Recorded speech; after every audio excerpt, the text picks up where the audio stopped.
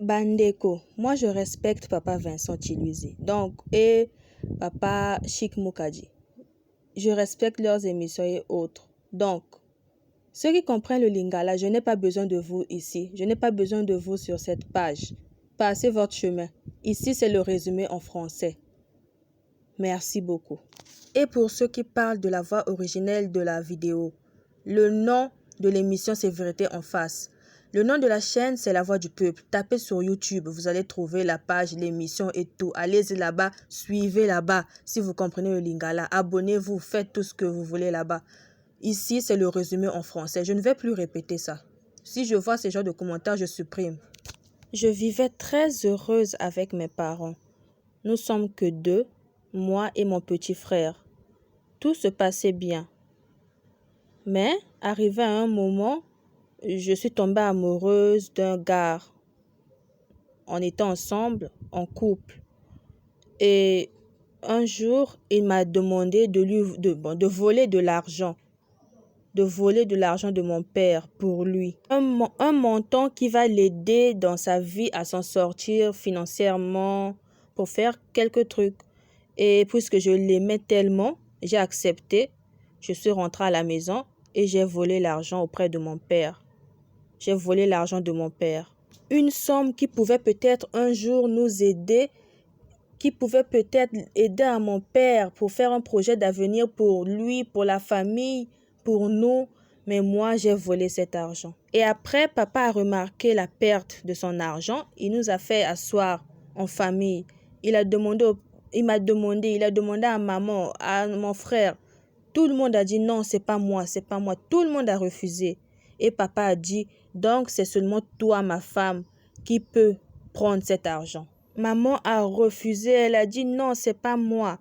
Et après, ça ne marchait plus dans le foyer jusqu'à ce que papa et maman se sont séparés. Et nous sommes restés avec papa et papa a commencé à tomber malade. J'étais consciente que c'est moi qui avais pris cet argent. Mais je ne pouvais pas parler, sinon papa voulait me mettre à la porte, donc j'avais vraiment peur. Et ce jour de la réunion, papa avait dit une parole. Il a dit, puisque j'ai demandé à tout le monde, personne n'a reconnu ce qu'il a fait. Donc, cette personne qui a volé cet argent, toute sa vie, elle va commencer à voler. Toute sa vie. Puisque j'étais encore jeune, je me suis dit, ah bon, ce sont juste des paroles, ça va passer, ça ne va pas m'atteindre. Et lorsque papa est tombé malade, quelque temps après, papa a dia. Et lorsque papa a dia, maman aussi, jusqu'à aujourd'hui, elle ne fait que tomber malade. Elle ne guérit pas, elle est tout le temps malade. Et Dieu a fait grâce, je suis une femme mariée. Mais je me rends compte que les paroles que papa avait prononcées, ça a vraiment de l'impact sur ma vie. Parce que je vois que mon présent et mon futur n'est pas bon. Vraiment, il y a des choses qui m'arrivent. Vous pouvez imaginer, lorsque je vois de l'argent dans la poche de la veste de mon mari, je prends cet argent et je ne fais rien de bon avec. J'appelle mes amis, on part dans une boîte, on fait la fête, c'est tout.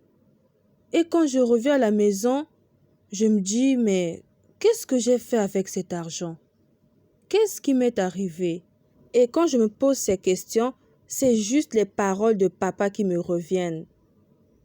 Donc, même à la maison, mon mari a chassé toutes ces deux nièces qui étaient avec nous à la maison. Parce qu'il pense que ce sont eux qui volent son argent. Dernièrement, j'étais même allée dans un supermarché. Heureusement que les agents de sécurité étaient gentils. Je suis allée dans un supermarché.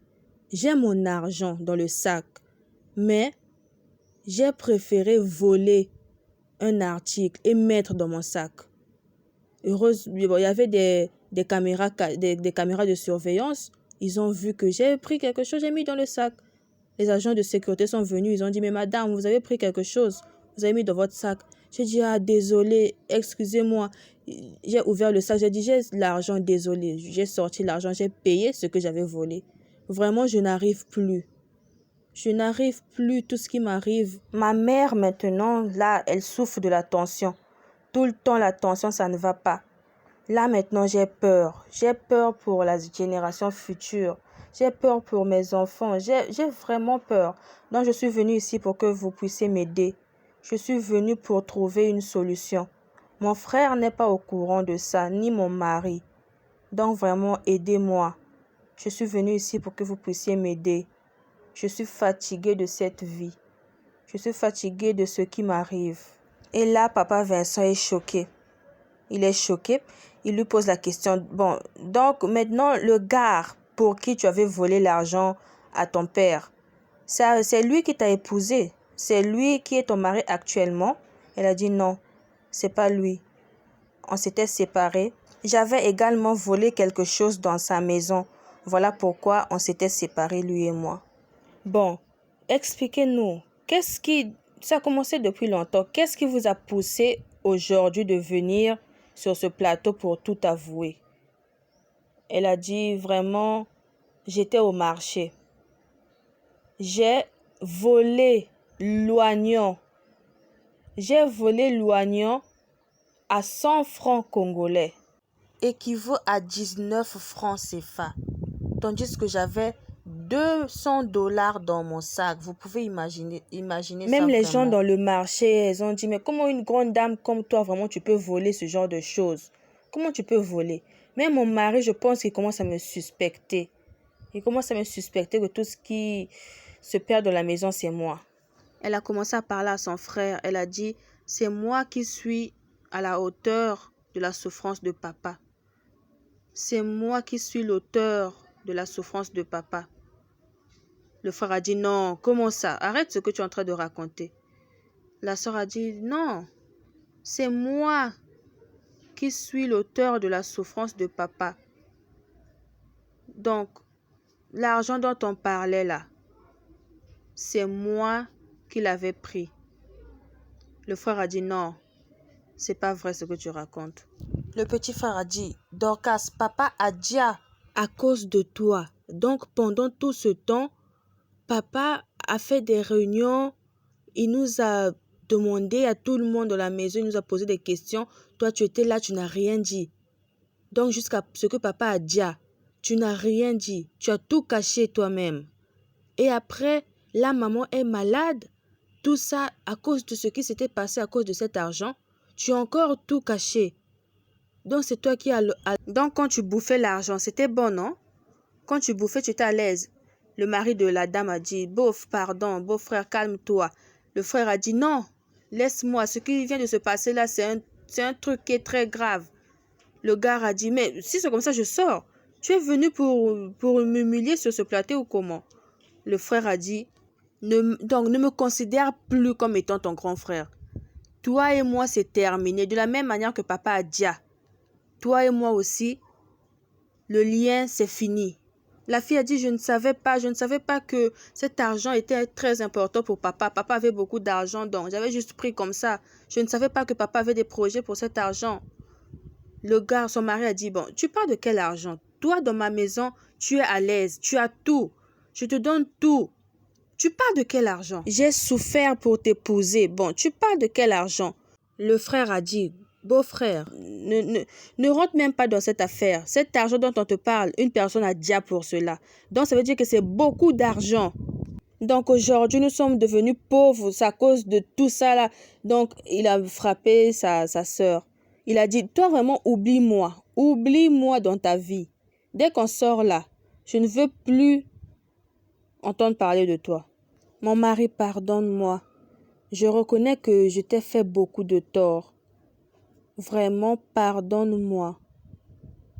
Le gars, son mari a dit, de quoi tu parles? Votre argent là, c'est déjà passé. Ce sont des histoires anciennes. Bon, pourquoi tu me demandes pardon? Je ne comprends pas. Qu'est-ce qui se passe?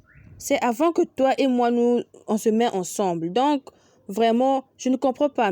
Je n'ai même pas bouffé même 1 franc de cet argent.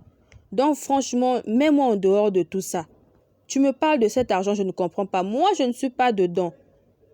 C'était avant qu'on se met ensemble. Soyons clairs. Papa Vincent a dit d'accord, mais laissez-la vous parler. Elle a quelque chose à vous dire. Donc, écoutez-la, s'il vous plaît. Elle a dit, mon mari, je t'ai volé beaucoup de choses. J'ai volé beaucoup de choses dans ta maison. Vraiment, pardonne-moi. Son mari a dit, quoi? Attends, donc tout ce qui se perdait de la maison là, c'était toi. Ce n'était pas mon frère et ma sœur, donc c'était toi.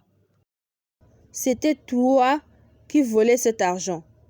Il s'est levé, papa Vincent croyait qu'il voulait toucher sa femme. Il a dit non, non, je ne veux pas la toucher. Je me demande juste, je ne crois pas ce que je viens d'écouter là. Dorcas, donne même l'argent que j'ai ramené à la maison. L'argent du travail que j'ai gardé à la maison. Donc c'est toi qui l'avais pris. L'argent de la pharmacie qu'on m'avait fait garder à la maison, donc c'est toi qui l'avais pris. Donc c'est ni mon frère ni ma sœur qui avaient volé cet argent. Il a dit, bon, merci papa, hein, j'ai écouté tout ce qu'il fallait dire. J'ai écouté ce qu'il fallait écouter. Beau-frère, je n'ai pas de dette contre vous. La dot, j'ai tout donné. Mais Dorcas, ce que je te dis, je vais trouver une autre femme. Je vais trouver une autre femme.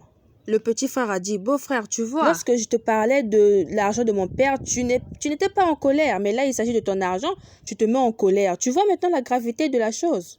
Le mari a dit, peut-être vous ne comprenez pas ce qui arrive. J'ai chassé mes petites sœurs à la maison à cause d'elles. Je ne parle plus avec mes parents à cause d'elles. Le grand frère est en train de dire, toi, ta vie va rester comme ça. Papa Vincent a dit, bon, vous devez encore l'écouter. Il y a des choses qui se passent dans sa vie. Docteur, je comprends pourquoi son frère a quitté le plateau. Son petit frère a dit qu'il a souffert après que leur père est Dia. Il a souffert, donc il ne pouvait plus continuer cette émission, de rester sur le plateau. Voilà pourquoi il a quitté. On doit reconnaître que ce que notre sœur a fait, c'est très mauvais. Elle est la cause du Dia de son père, la cause de la maladie de sa mère. Donc vraiment ce qu'elle a fait, c'est très mauvais. Mais papa l'avait laissé une parole. La Bible nous dit que malédiction sans cause n'a pas d'effet. Mais ce qui est arrivé dans sa vie, c'est que la malédiction avec cause a un effet. Donc c'est ce qui arrive sur sa vie, les effets de la malédiction de son père qui arrivent sur sa vie, dans sa vie. En l'épousant, vous ne pouvez même pas imaginer tout cela devait arriver. Donc là, je veux vous supplier. Si vraiment elle volait avec toute sa conscience, là, ça devait être autrement. Mais là, tout ce qui arrive, c'est sous l'effet de la malédiction de son père, de tout ce qu'elle a fait de mauvais, de mal à son père. Elle a dit qu'elle est même allée dans des églises. On a prié pour elle, mais ça ne marche pas. Donc voilà pourquoi elle s'est dit, donc c'est mieux de revenir à la source, de parler, de dire la vérité. Donc ce que je te demande, c'est de l'aider, de l'accompagner dans cette procédure pour qu'elle puisse avoir sa délivrance. Parce que la Bible dit que lorsqu'une femme se marie avec un homme, ils deviennent une seule chair. Si elle volait, tel que j'ai dit, de ses propres, vraiment avec sa propre conscience, ça devait être autrement. Elle a besoin de délivrance, mais en tant que son mari, en tant qu'une seule chair, tu dois l'accompagner. Nous voulons que tu puisses l'accompagner. Donc, docteur, si tu peux accepter de lui pardonner. Le docteur a dit, s'il vous plaît, monsieur, appelez-moi seulement monsieur. Vous m'appelez docteur devant la caméra, le monde entier me voit, docteur, un docteur qui a une femme voleuse, vraiment. Et l'acte du supermarché, si on l'avait publié, vous savez le monde aujourd'hui, elle devait bafouer ma réputation. Mes collègues devaient voir tout ça et après, j'allais devenir comment? Chose grave, la grosse somme qu'elle avait volée là, c'était l'argent on avait fait une tontine. J'ai perdu mon boulot. Donc j'ai fait une tontine pour... Bon, on s'arrête seulement là. Vraiment, je n'arrive plus à parler. Bon, ok, je vais parler. Ceux qui connaissent le centre de santé Plamedi. Mais je me suis battue avec le propriétaire de cet hôpital, de cette clinique, ainsi que mes collègues médecins. J'ai souffert, elle le sait. Lors des primes, elle le sait. Lorsque je prenais mes primes, je ne touchais même pas à ça. Bon, moi j'ai un enfant, j'ai une fille. Avant qu'on se mette ensemble, elle voit seulement autre chose, mais elle doit se poser des questions. Elle et moi, ça fait 3 ans que nous sommes mariés, nous sommes ensemble. Elle n'a jamais conçu. Elle n'a pas encore mis au monde. Elle n'a pas d'enfant, elle n'arrive pas à concevoir. Elle est juste venue parler du vol et de la conception. Il fallait qu'elle parle de ça aussi. Mais lorsqu'elle parle à la maison, elle parle à haute voix, elle parle donc, même les voisins écoutent. En tout cas, moi je pense que bon, Dorcas, elle-même, elle continue sa délivrance et moi, je vais faire ma vie, qu'on se sépare seulement ici seulement. Que ça finisse seulement là. Parce qu'elle m'a déjà humiliée devant la caméra. Papa Vincent a dit, mon frère, je pense que tu es chrétien. On dit que on se marie pour le meilleur et pour le pire. Je pense que lorsque tu as épousé Dorcas, on ne t'a pas dit que Dorcas est un ange. Donc, nous sommes tous faillibles. Cette affaire a commencé depuis la puberté, donc jusqu'à aujourd'hui. Et bon, elle ne nous a pas parlé du problème de la fertilité, mais je pense que tout ça, vous avez vraiment besoin du Seigneur dans votre vie, dans votre couple. Alors, je te conseille de te maîtriser. Il y a un monsieur qui dit que, Papa Vincent, il ne faut pas donner des conseils parce que la personne est montée et tout, c'est vrai.